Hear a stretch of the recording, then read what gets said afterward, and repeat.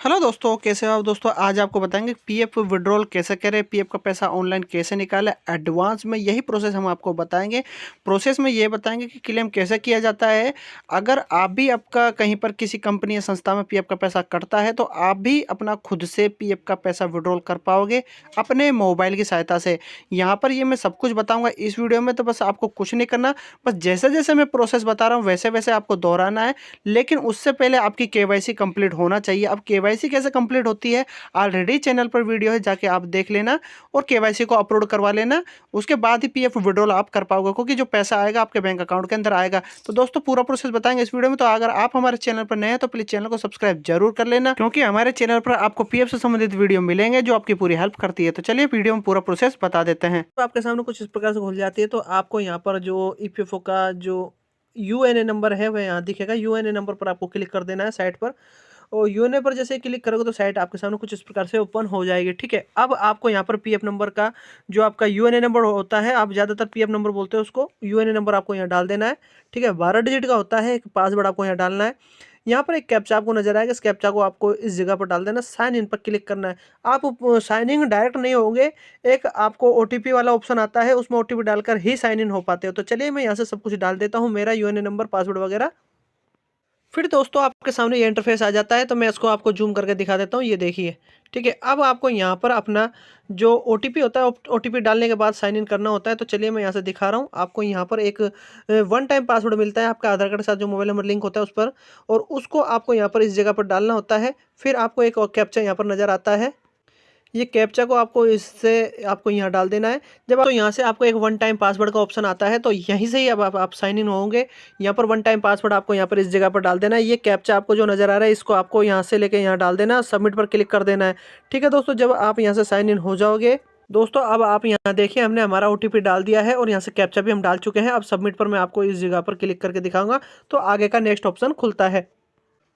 दोस्तों जब आप साइन इन हो जाते हो कुछ इस प्रकार से, तो आपका यहाँ से जो पीएफ का विड्रॉल का फॉर्म है वह आपको यहाँ से देखने को मिलेगा।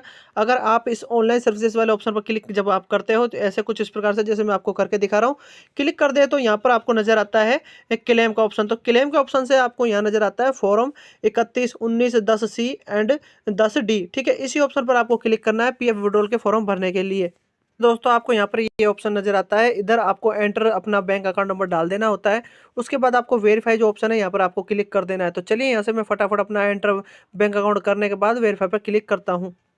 फिर दोस्तों आपको यहाँ पर एक यस और नो का ऑप्शन आता है, तो आपको यस वाले ऑप्शन पर यहाँ क्लिक कर देना है। फिर यहाँ पर दोस्तों आपका जो अकाउंट है इसको ये वेरीफाइड कर देता है और आगे का प्रोसेस खुल जाता है, जिस पर लिखा था प्रोसेस फॉर ऑनलाइन क्लेम, के लिए आप आगे बढ़ सकते हो। तो चलिए इस पर क्लिक कर देते हैं ब्लू कलर पर। दोस्तों जब आप इस पर क्लिक करते हो तो यहाँ पर आपको सेलेक्ट क्लेम ऑप्शन का एक ऑप्शन यहाँ पर दिखता है, इस पर आपको क्लिक करके आगे का नेक्स्ट ऑप्शन आपका फॉर्म का खुलता है।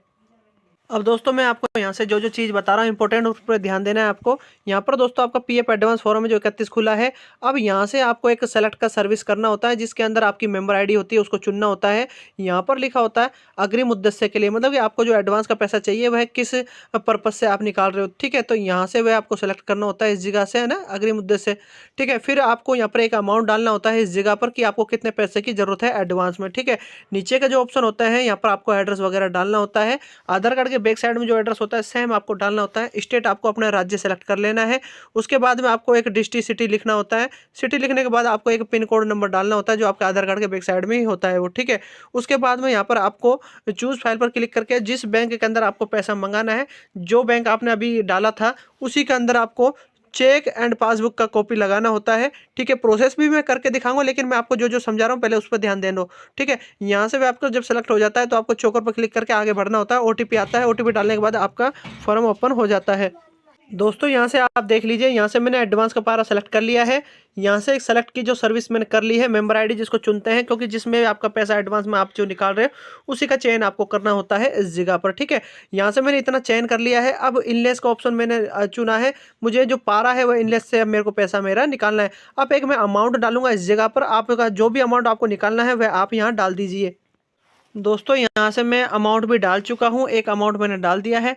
ठीक है, अमाउंट यहाँ से मैं आपको दिखा नहीं सकता, एक मैंने डाल दिया है अपना। आप अपने अनुसार जो भी आपको एडवांस की जरूरत है वो डाल देना। यहाँ से अब मेरा जो बैक साइड में आधार कार्ड के होता है एड्रेस, वही मैं डाल लूँगा। स्टेट भी मैं सेलेक्ट करूँगा, सिटी भी सेलेक्ट करूँगा, और जो मेरे आधार कार्ड के बैक साइड में जो पिन कोड होता है वह भी मैं यहाँ से डाल देता हूँ। यहाँ से दोस्तों मैंने प्रॉपर मेरा फॉर्म भर लिया है, सब कुछ चीज़ मैंने डाल दिया है और आपको समझा भी दिया है। ठीक है, एड्रेस मेरा कंप्लीट हो चुका है। अब दोस्तों यहाँ पर एक ऑप्शन होता है जिससे आपका बैंक अकाउंट के अंदर पैसा आता है, उस चूज फाइल पर क्लिक करके आपको बैंक पासबुक होती है या चेक सेलेक्ट करना पड़ता है। मैं आपको यहाँ से दिखा देता हूँ, इस जगह पर लिखा भी गया है। मैं थोड़ा इसको जूम करता हूँ। दोस्तों अगर आप यहाँ देख पा रहे होंगे तो लिखा हुआ है upload scanned copy of cheque and passbook लिखा हुआ है। ठीक है, आपका जो भी है उसको आपको चूज फाइल पर क्लिक करके सेलेक्ट करना होता है। याद रखें उसका जो साइज है वह आपको यहाँ पर इसके अनुसार जो दिया गया है 100 KB से मैक्सिमम 500 KB होता है। मैं आपको थोड़ा और जूम करके दिखा देता हूँ। यहाँ पर दोस्तों आप देख लीजिए, ये पढ़ भी लीजिए आप।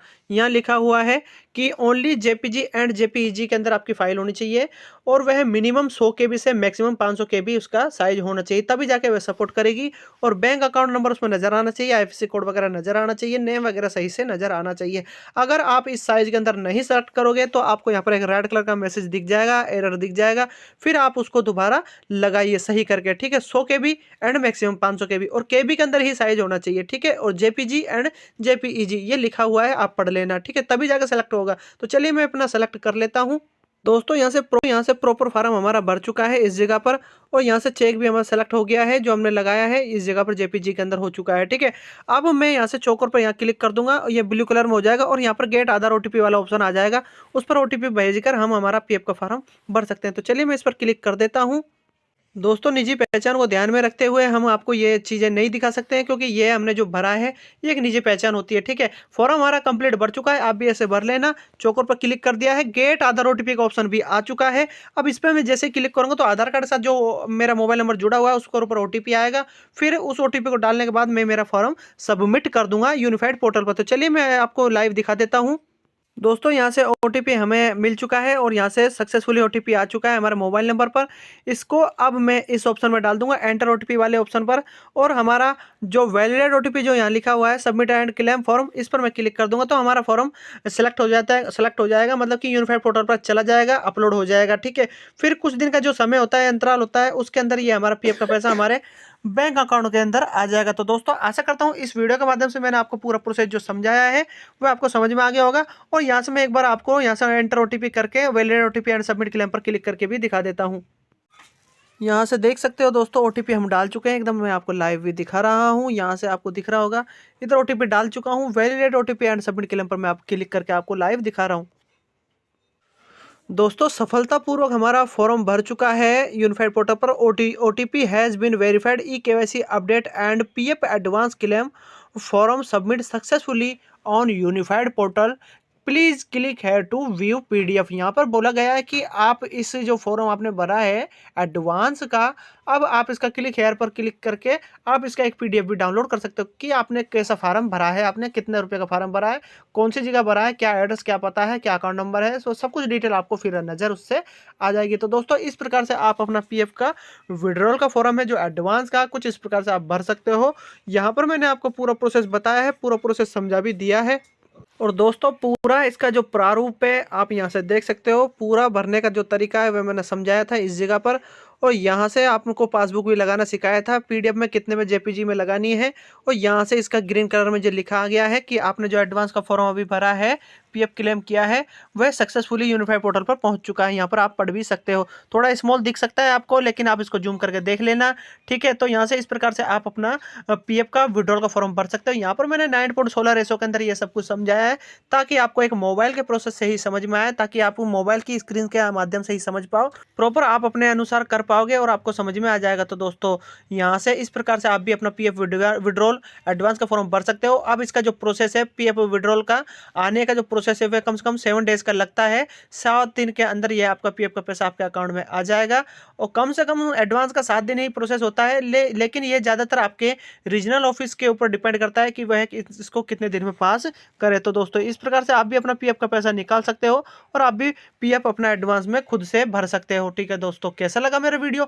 अगर मेरा वीडियो आपको पसंद आए तो लाइक करें, आगे शेयर करें, और पीएफ से संबंधित हर जानकारी पाने के लिए मेरा चैनल सब्सक्राइब करना ना भूलें। धन्यवाद।